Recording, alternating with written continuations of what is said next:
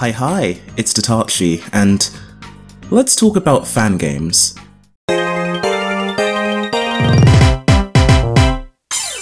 Unless you've been living under a rock on the internet, you've seen some kind of fan content. But it's to be expected. People inherently want to share things they love in any way they can. Fan art, fanfics, cosplay, they're all dominant forces you can find pretty much anywhere. But they'll always be second to one that's always interested me. Fan games. Games are hard to make, and unlike the majority of the properties they're based on, fan games are usually made by incredibly small teams with little experience and, well, less money and time to play with. So why dedicate so much time and effort to a fan creation of this scale? And what could one possibly seek to achieve through fanworks? What is the end goal of fan art? Well, to answer that, we'll have to head back 17 years to 2006.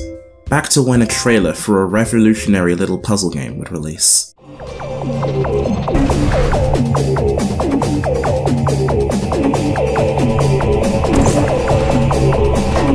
Portal changed everything. Is probably the name of some shitty YouTube video essay out there, but it's true. Its physics-defying mechanics, unique for the time, setting, and the prestige coming off the release of Half-Life 2 just a few years prior made it a veritable success, warranting sequels, merch, and many, many iconic moments and memes. But even before the game came out, it somehow had a group of fans. Fans dedicated enough to try and make the game before it even released. Back when the game first revealed, self-proclaimed Valve fanboys Hen Mizolski and Ido Tal of We Create Stuff recreated the game from trailer snippets in their spare time using Flash. This was just a fun project for themselves, especially just because they were kids, but once their friends played it, they insisted it be released online. This is how Portal, the Flash version, was released. There's no better way to say it. Portal the Flash version is like peak computer class game material. If you grew up with Flash games around the same era I did, you're probably decently familiar with it. And you may be wondering, why dedicate a video to it? Well, to answer that, we're gonna have to find out what everyone else saw in it. Portal the Flash version is, well, Portal. It opens with you awakening in a facility, receiving the Aperture Science handheld portal device, and being told you have to complete 40 levels of portal slinging action to get some cake. Easy as pie. Or a cake. What you would be quick to notice though is the lack of a third D, a dimension even. This game is a 2D platformer that uses the mechanics of the portal gun, and that opens up a crazy amount of opportunities for unique puzzle-solving situations. This game controls as typically as you could imagine. WASD to move, F to pick up objects, you aim the gun with the mouse and press the left mouse button to fire a portal. In that regard, a lot of level themes and ideas are things you'd expect to see in Portal. Portals let you maintain momentum to launch yourself across gaps. There are energy pellets that need to be guided to reach their receivers. There are cubes that need to be placed on buttons to get through doors, etc. You get the idea. But because of this unique dollhouse perspective in the game, there are mechanics tailored to the Flash version of Portal. Stuff like the one-way platforms. They can have portals shot through them but not be walked through. The laser death planes, or the tunnels that allow you to fire portals into distant rooms. While not impossible in 3D, as we'll see later, these are ideas that are optimized for this style of play. And it shows that clearly a lot of thought was put into this game. And once again, all of this stuff was developed before the full game had even released, inspired entirely by pre-release footage. Which I feel I have to give attention to, because that's crazy! Hen Mizolski and Ido Tal were incredibly skilled, and overall, the game is very well designed and fun to play. And you can see that in the response to this game. There's a reason you know at least one kid who played this in class, and it's because it was everywhere. Although, don't take this as a sign this game is perfect or anything. It's still a Flash game. There's still a lot of jank in picking up and moving objects, issues with clipping through the ground, and a character that controls so fast it's difficult to make any precise movements.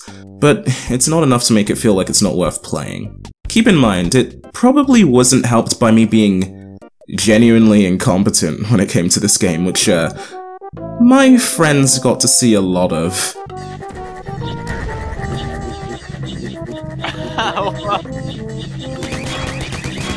And you got... It's gonna kill you with that throw. Tony, are you sure you know what you're doing? Yeah, that's fine. Oh, okay, okay. He's not gonna judge. Yeah.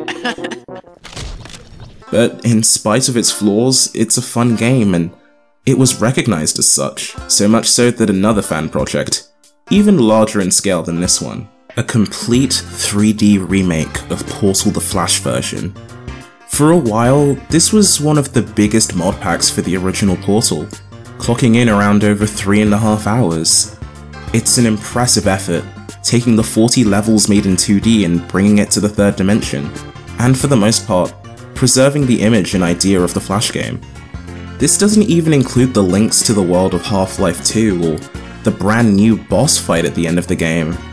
This is a labor of love, and it's the sort of fan game that leaves you with a goofy smile on your face the whole time you play it. It's something its creator, Hen Mazolsky, should feel proud of. And it looks like Valve agreed, since Valve would go on to email the folks at We Create Stuff to acquire the level design, which, of course, they said yes to. In the Xbox re-release of Portal, they added 14 new bonus levels for the still alive version of the game. A lot of them modified versions of levels from the map pack. You can't tell me that this didn't feel incredible for the guys at We Create Stuff. To have your fan work be recognized by the creators of a franchise you so clearly adore, I think that's a feeling that every creator has thought about at some point. So in the end, why do people dedicate themselves to creating fan works? Well, it's an expression of love for a piece of media. It's the ultimate return on engagement with something. It's the sort of thing that ends up inspiring others, getting them to make things too. And I think that's important to appreciate. In a time where, certain companies police the release of fan games and content with an iron fist, it's important to remember what fans are capable of, and the ideas they can bring to the table. After all, it was through Valve taking in a bunch of students with potential that brought about the Portal games in the first place. So, I guess what I'm trying to say is, don't be afraid to make things in response to media you love, because who knows, maybe one day, you'll end up inspiring the people who inspired you. Hey! Thanks for checking out the video. If you want to support the channel, please check out some of my other videos. I've been having a pretty rough time with video output this year due to uni, so I'm hoping we get more luck next year. That being said, I really appreciate the support I've gotten throughout 2023. Thanks for watching, and I'll see you in the next one.